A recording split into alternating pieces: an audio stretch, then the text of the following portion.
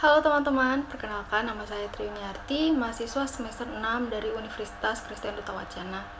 Di sini saya berada dalam kelompok 33 KKN Reguler Kulon Progo, tepatnya di Pedukuhan Disil. Program kerja yang saya ambil di sini yakni penyuluhan online marketing pada Karang Taruna di Pedukuhan Disil.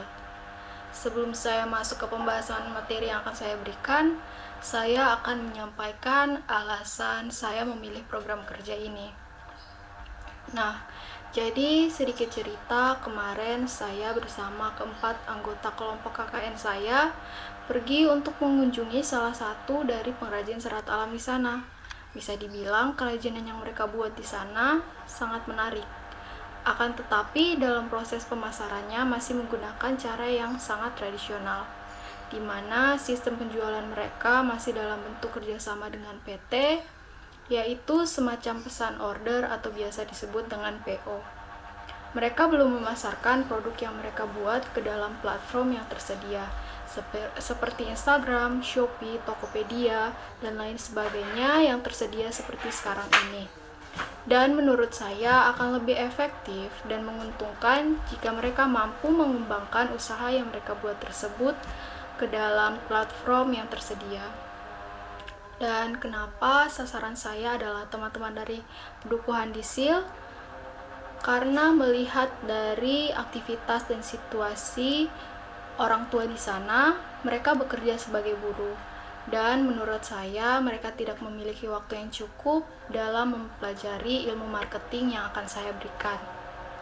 Dan menurut saya, program kerja saya tepat sasarannya pada teman-teman dari Karang Taruna di Pedukuhan Disil yang bisa dibilang sebagai generasi penerus dan cukup familiar dalam dunia online seperti sekarang ini. Nah, saya akan mulai dengan menyampaikan materi yang telah saya buat, yakni penyuluhan online marketing pada Karang Taruna di Pedukuhan Disil. Kita akan mulai dari apa itu online marketing. Nah, online marketing sendiri adalah salah satu jenis strategi pemasaran yang dilakukan dengan menggunakan bantuan internet melalui berbagai media atau platform yang berbasis online. Contoh platform yang sering dipakai yakni website, email, blog, dan media sosial. Selanjutnya, kita akan melanjutkan dengan tujuan dari online marketing. Tujuan dari online marketing sendiri adalah untuk mendapatkan konsumen yang jauh lebih luas dan banyak. Melalui jaringan internet, kita dapat terhubung dengan berbagai sumber dan konsumen yang jauh lebih luas. Bahkan tidak terbatas hanya dari satu daerah saja, namun berskala global. Sekitar 68% pengunjung internet melakukan transaksi jual beli barang ataupun jasa. Oleh karena itu, penggunaan platform online juga semakin meningkat dan dapat dimanfaatkan untuk mempromosikan sebuah produk pada bisnis yang teman-teman jalankan. Dengan melakukan promosi, maka konsumen akan semakin aware dan lebih tertarik untuk menggunakan produk milik teman-teman. Semakin banyak konsumen yang tertarik, maka traffic pengunjung dari website atau platform Anda akan semakin baik. Selain itu, teman-teman juga dapat memberikan informasi dan melalui informasi yang menarik melalui sebuah blog ataupun tulisan berupa artikel. Nah, kita akan melanjutkan dari poin yang paling penting, yakni bagaimana cara memulai online marketing. Setelah kita mengetahui pengertian dan beberapa konsep dasar dari online marketing, apakah teman-teman tertarik untuk mencobanya? Untuk memulai pemasaran melalui dunia digital, terdapat beberapa hal yang perlu teman-teman siapkan. Yang pertama, yakni siapkan alat yang digunakan untuk memulai pemasaran. Beberapa alat yang dapat digunakan dalam marketing seperti website, akun media sosial, identitas brand, produk, unggahan blog, dan jejak online. Jejak online sendiri berupa feedback dari pelanggan maupun review. Dalam dunia digital marketing, alat bantu ini merupakan aset yang penting bagi Anda. Jadi, kelolalah dan uruslah dengan baik. Yang kedua, siapkan konten yang menarik perhatian. Konten dapat berupa foto, video, tulisan, atau yang lainnya. Teman-teman juga dapat menentukan tujuan dari pemasaran dan target pemasaran yang disesuaikan dengan konten. Yang ketiga, teman-teman dapat memulai mengunggah dan selanjutnya mengevaluasi setiap unggahan di setiap media sosial yang dimiliki. Tentukan mana yang memberikan feedback dan fokuslah dalam beberapa feedback yang baik bagi bisnis Anda.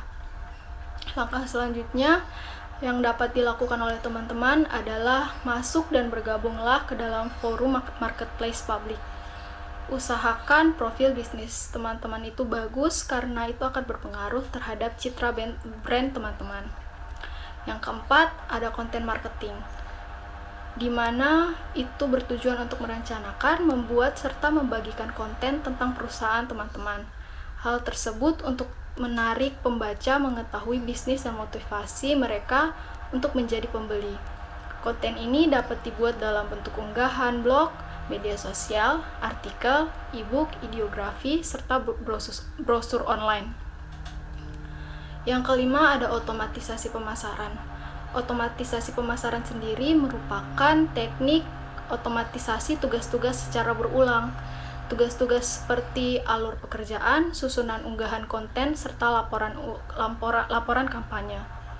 Selanjutnya, yang keenam ada native advertising, yakni bentuk konten berbayar yang ditampilkan dalam bentuk memiliki kemiripan dengan media dan penempatannya. Konten yang terlihat dan berfungsi sebagai bagian dari media yang terkait. Contohnya paid promote di Instagram maupun Facebook.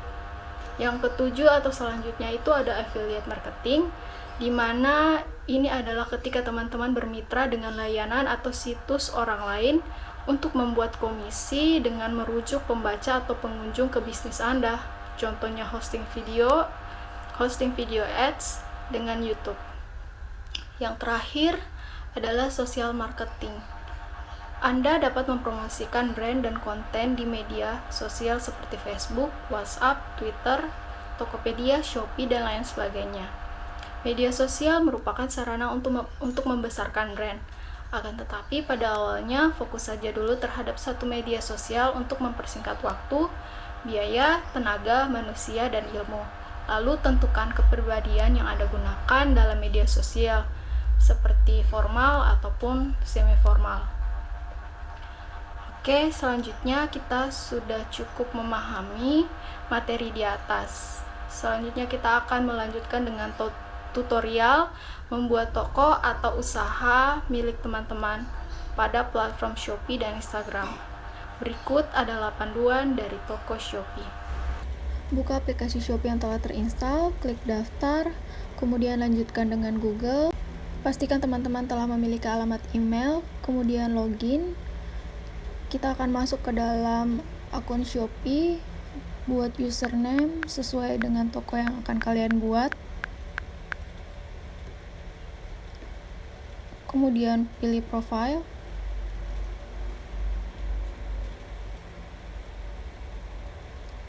Dan klik daftar.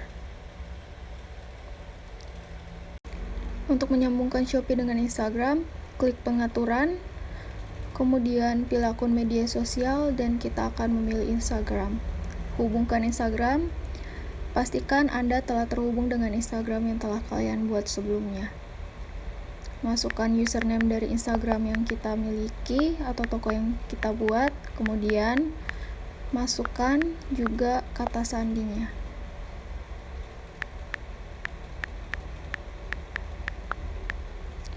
Kemudian login. Tunggu beberapa saat, maka Instagram akan terhubung dengan akun Shopee teman-teman.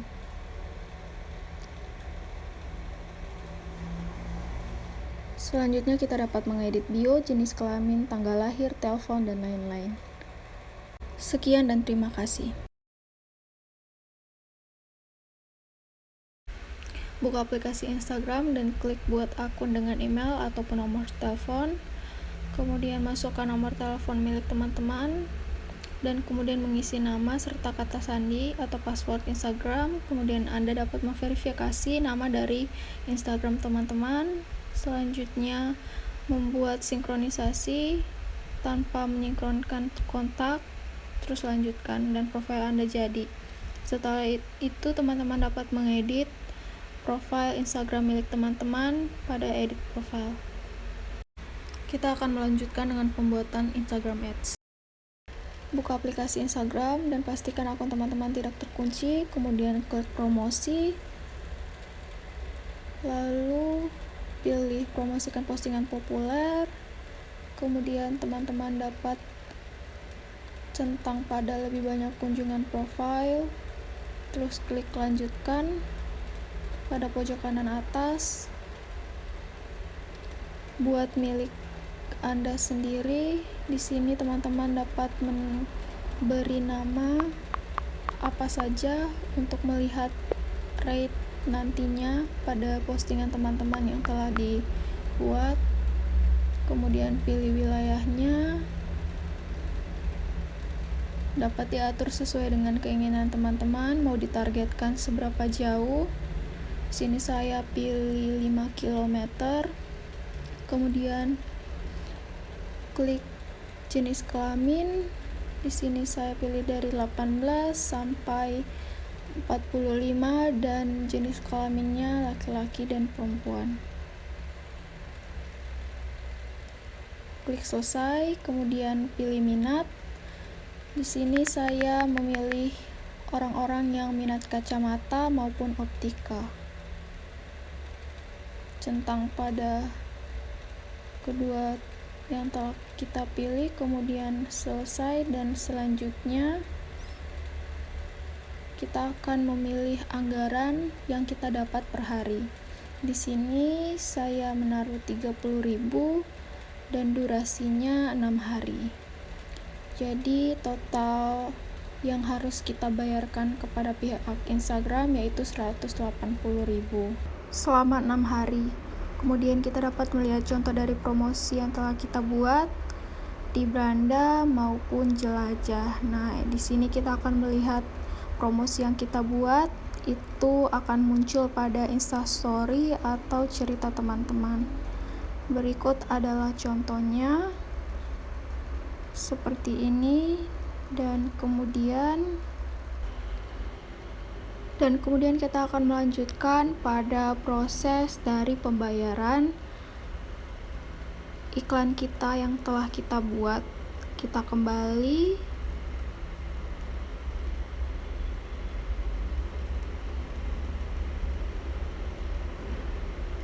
dan kita akan masuk pada proses pembayaran dari promosi kita.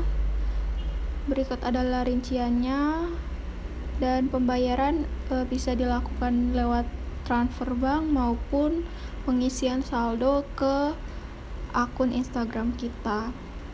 Setelah kita membayar, kita akan mendapatkan notifikasi dari Instagram melalui email maupun SMS, dan kita akan buat promosinya jika telah membayar atau ditransfer dan selesai.